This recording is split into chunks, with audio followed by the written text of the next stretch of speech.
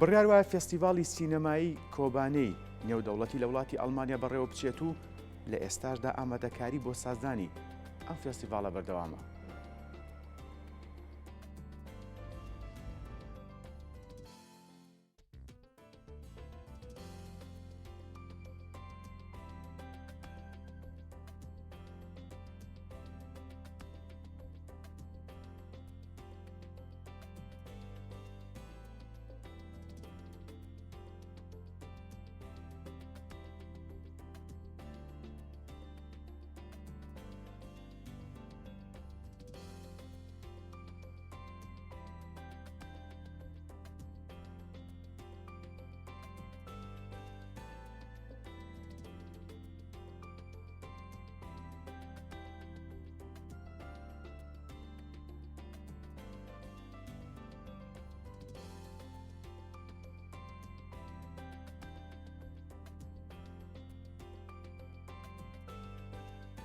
بۆ گفتوگۆی زیاتر لەبارەی فێستیڤاڵی سینەمایی کۆبانێ، خات و هێڤا ئەحمەد لە بەشی ڕاگەیاندنی فێستیڤاڵ ڕاستەوخۆ لە وڵاتی ئەڵمانیەوە لەگەڵمانەیە.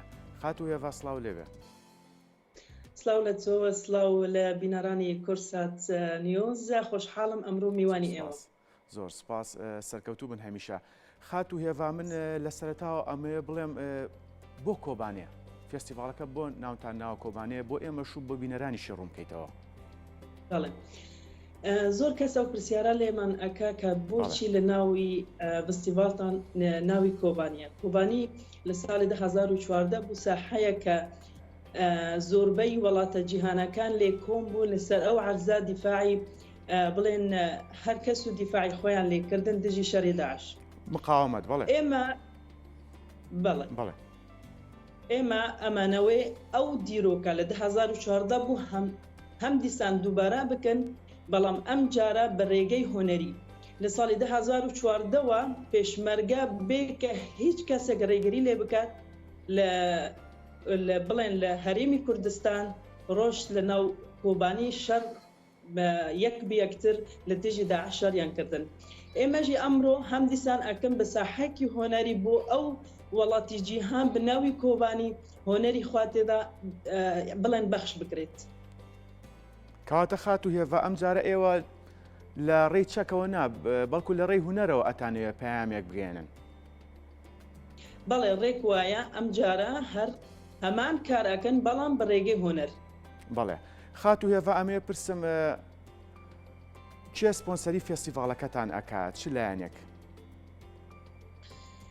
بڕاستی کە بڵێم ئەو ئیشە جوانە و بە شێوەزێکی زۆر باش بڕێکەوتن کە بڵێم ئێمە هەموو لەسەر گرفانی شخصی خۆمان ئەکەن، لەوانەیە زۆر کەس شۆک ببێت. کەواتە هیچ لایەنێک سپۆنسەری نەکردوون؟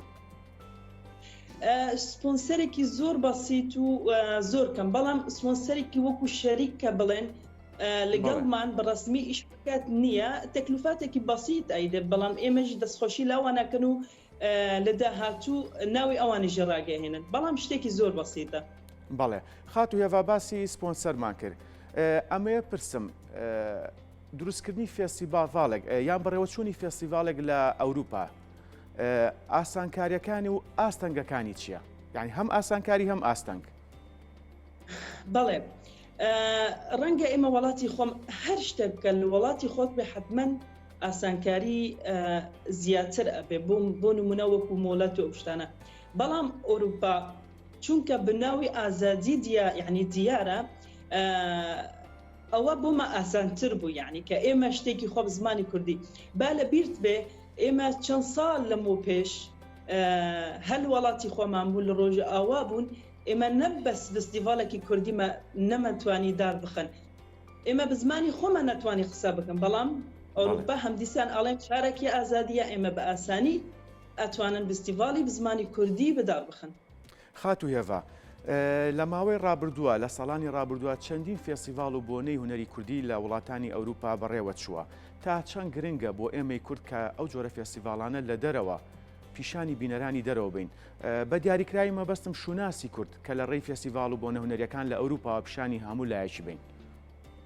بەڵێ، ئەرمانگمان ئەوە بڕاستی، ئەرمانگمان دوو شتە، یعنی هەم بۆ گەنجانی زۆر گەنجانی توانەمان هەیە لەوانەی وڵاتی ئەوروپا نازانێت کە ئەو توانەمان هەیە بەس بداخەوە مؤسسات یان دەستگەی هۆنەری لای ئێمە زۆر کەمە ئەوەژی زۆر گرینگە کە فستیڤالێکی بە ئەم شێوە ئەمڕۆ لە وڵاتی ئەوروپا کە زۆربەی وڵاتەکە نەتەنها ئەوروپا بەشداریتە ئەکەن هەم ئێمە بشێوەیەکی نەڕاستەخۆ کولتوری خۆمان پێشانی ئەوان ئەیدن و هەمە نتوانەی گەنجان بشتمادەیەکی زۆر بەسیت کە قدراتمان هەیە ڕاستی. بەڵێ خاتوویەڤە ئەمێ ئەوە پرسم ناوەڕۆکی فێستیڤالەکە ئایا بەس کورتەفیلم لە خۆ ئەگرێ فیلمی درێژ دۆکۆمنتاری ئەنیمیشن ئەگە ئەرێک نەبێ بە کورتی ناوەڕۆکی فێستیڤالەکەمان بۆ بخەیتە ڕوو.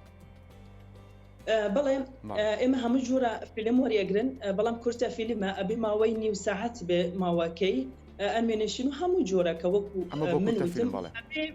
بەڵێ ئەبێ بکوالیتێکی بەرز بێ چونکە لەسەر بڵێن لە هۆلی سینەما عەرز ئەکرێت ئەوە مەرجەکەمانە بەڵام هەموو جۆرە فیلم ئێمە وەرێگرن بەڵام مەرج نییە ئەبێ بە کوردی بێ هەموو زمان چونکە ناودەولەتیە هەموو زمان ئێمە وەرێگرن بەس بمەرجەک ئەبێ تەرجەمە بێ بۆ زمانی عەرەبی عەفوەن بۆ زمانی ئینگلیزی سەبتایتڵ بەڵێ خاتوویەڤە هەرچەنە لە سەرەتاوە باست کرد کە ئێوە خۆتان فێستیڤالەکەتان بەڕێخستووە و سپۆنسەر تەنها شتێکی ڕەمزیە بەڵام ئایا بیرتان لەوە نەکردوێتەوە لە ڕێی هەماهەنگی بۆ نمونە ئەم فێستیڤالە دواتر لە هەرێمی کوردستان بەڕێوە بچێت هەمان فێستیڤال هەماهەنگی لەگەڵ لایەنە پەیوەندیدارەکان بکرێت بۆ نمونە لە داهاتووە.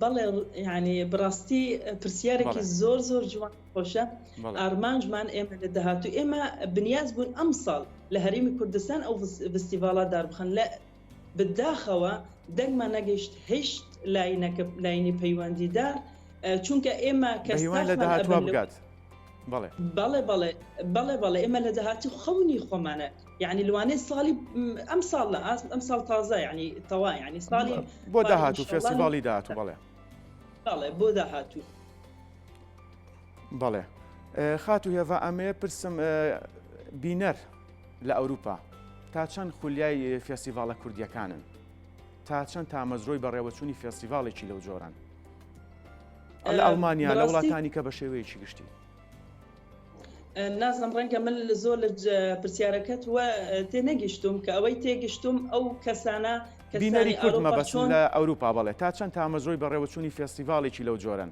کە ئەو فێستیڤالانە زۆر بەکەمی لە ئەوروپا بەڕێوە ئەچێ بەڵێ ینی ساڵی بڵێن 2020 و 2021 خۆی بەڕێگەی ئۆنلاین بوو بەڵام ساڵی پەر زۆر کەسێک هاتوبوون بەشداریان کردبوون لە کوردی ڕۆژهەلات کوردی ڕۆژ ئاوا باشوور باکوور زۆر پێیان خۆش بوو کە شتێکی وا بەڕاستی لە وڵاتی ئەوروپا بزمانی خۆیان بخرێت.